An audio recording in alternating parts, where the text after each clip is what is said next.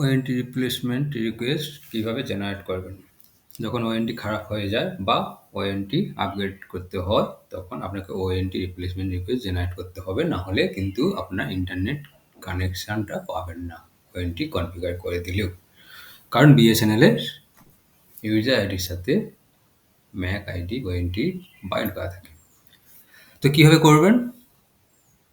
প্রথমে আপনার মোবাইল থেকে fms.bsnl.in সাইটটা ওপেন করবেন।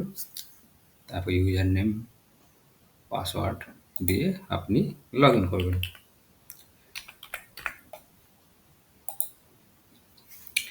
লগ ইন করার পর ওপরের যে মেনু বারটা আছে সেখানে ক্লিক করলেন, তার মধ্যে নিউ মেনুতে ক্লিক করবেন। ওএনটি রিপ্লেসমেন্ট রিকোয়েস্ট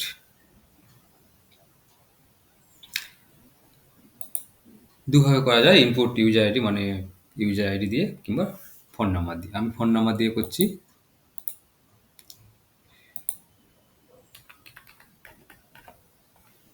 ভ্যালিডেট নাম্বারটা এসে গেল।